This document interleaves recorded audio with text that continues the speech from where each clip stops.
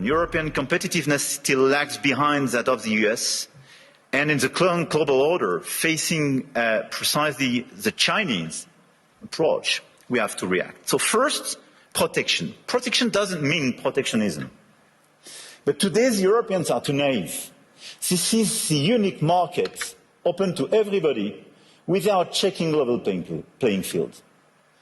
Nobody can access the Chinese market as people are accessing the European market for sure. But even if you take the US and a lot of other countries, the level of protection does exist for investment and trade. And the Europeans are the only one not to protect their own companies and their own markets when the other countries doesn't respect level playing field. After 12 months back in the White House, our economy is booming, growth is exploding, productivity is surging, investment is soaring, incomes are rising, inflation has been defeated, our previously open and dangerous border is closed and virtually impenetrable, and the United States is in the midst of the fastest and most dramatic economic turnaround in our country's history. The USA is the economic engine on the planet, and when America booms, the entire world booms. Hoy la defensa del sistema capitalista de libre empresa debe estar basada en su virtud ética y moral. Esto es, como señala Israel Kirzner, los socialistas de hoy no niegan la superioridad del capitalismo en lo productivo, lo cuestionan por ser injusto.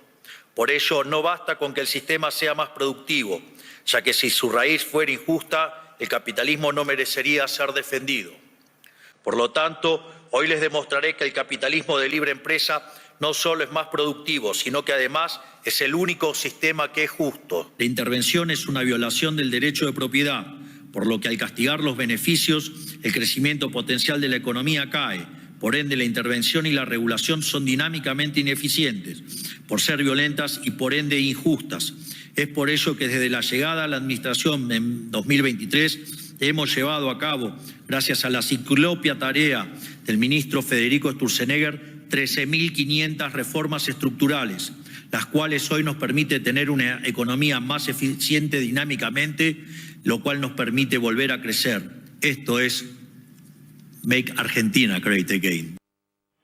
El presidente Milei que destacaba logros del plan económico después de Trump y de Macron, chicas. Sí, lo decíamos un poco fuera del aire, ¿no? Cuesta hablar de Davos sin hablar, digamos, que estuvo atravesada fuertemente por la cuestión de Groenlandia, que lo decíamos, de hecho las propias autoridades de Davos que habían dicho que llegaba en el contexto geopolítico más complejo desde la Segunda Guerra. De hecho mencionábamos también el discurso de Carney y de Trump, en el cual también decíamos, bueno, en definitiva, lo que hicieron fuertemente fue criticar ese orden global internacional, que por supuesto, digamos, si bien es una cumbre económica, estas críticas también apuntan a los organismos financieros e internacionales que gobiernan, si se puede decir de alguna manera, el mundo, sobre todo después de la Segunda Guerra Mundial. Entonces me parece que esto fue lo que atravesó gran parte de los discursos de los mandatarios, ¿no? Sostener esto, bueno, decíamos lo de Groenlandia, pero en realidad es una discusión, un debate mucho más profundo entre una Europa y su rearme, países como Alemania que creían que la guerra era más cuestión del pasado e incluso de su gasto en defensa que estaba muy bajo y que estamos viendo que de hecho el acuerdo de la OTAN es dedicarle un 5% del PBI al gasto en defensa, un porcentaje altísimo, si bien antes se cuestionaba que no llegaban ni siquiera al 2% que se había acordado destinar en la OTAN. Entonces es un mundo más armado, más en defensa, en tensión y con muchísimo cuestionamiento a todos estos organismos. Nuria. Sí, a ver, poco se habló de economía en los debates, o por lo menos en los debates públicos, ¿no? En los pasillos sí hubo muchas reuniones bilaterales con respecto a lo que tenía que ver con la economía, pero sí, sin dudas la OTAN. Y obviamente también estuvo Zelensky, digo, porque parece que nos olvidamos un poco de Ucrania, que está en las puertas de Europa y que también preocupa a la OTAN. Y Zelensky dijo, siento que estoy como en el Día de la Marmota, con un discurso muy parecido a lo del año pasado, también haciendo referencia a la OTAN y a la falta de acción de las políticas en cuanto a defensa por parte de la Unión Europea, por parte de la OTAN, perdón. Habrá que ver qué es lo que sucede después de estos acuerdos y cómo siguen, porque además hoy puede haber novedades. Bien, seguimos en Europa, pero con el que fue prácticamente el personaje de la semana, Jan Zielinski. recuerde este nombre, este apellido, porque fue interesante lo que hizo el embajador de Argentina en Francia. Estaban en el Parlamento, en la Asamblea Nacional, estaban en la Comisión de Relaciones Exteriores, tenía que hablar, pero detrás de él había un mapa donde las Malvinas aparecían como británicas. Se negó a hablar si no sacaban o tapaban el mapa. Mirá. Merci sincèrement pour cette invitation. Par contre, je dois malheureusement vous signaler un petit problème, Monsieur le Président, qui est en fait un grand problème pour mon pays. Je viens de constater que je suis assis devant une carte qui montre les îles Malouines, las Islas Malvinas, comme faisant partie du Royaume-Uni de Grande-Bretagne, ce qui est en fait, pose un grand problème à différents niveaux, y compris juridique, parce que je ne peux pas, en tant que représentant de l'État argentin, parler librement devant cette carte. Ça revient à légitimer une situation qui constitue une atteinte, un attentat à la souveraineté de mon pays, à la dignité même de la nation argentine, et surtout une violation flagrante du droit international. Monsieur l'ambassadeur, Malouines, entre parenthèses, donc on sait que ce territoire est contesté. On n'a pas attribué, comme vous le dites, sur cette carte. C'est désigné comme Royaume-Uni. Il y a cet élément. C'est comme si on demandait à l'ambassadeur de l'Ukraine de venir parler devant une carte qui montrerait le Louhansk ou la Crimée comme faisant partie légitimement de la Russie. Je suis sûr que mon collègue ukrainien refuserait cela de manière assez éloquente. Donc je me permets de le signaler. Je ne sais pas s'il y a une manière de recouvrir cette carte pendant mon intervention, d'une manière ou d'une autre. On estime que cet hôpital a soigné, sauvé environ 15 000 soldats français au moment les plus critiques de la guerre, juste après Verdun et la Somme, quand le peuple français était épuisé et avait justement besoin d'amis.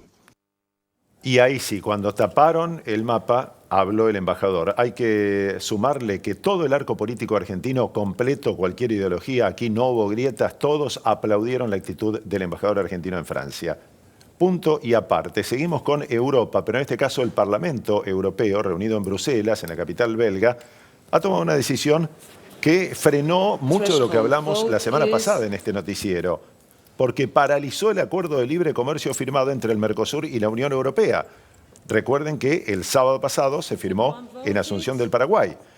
En este caso, fue una votación apretada y el Poder Legislativo de la región aprobó la moción por 334 votos a favor, 324 en contra y 11 abstenciones. Muy pareja la votación. La propuesta cuestiona si el acuerdo recientemente firmado respeta los tratados de la Unión Europea, lleva el tema a la justicia y por ahora no se puede aplicar. ¿Qué freno, Nuria?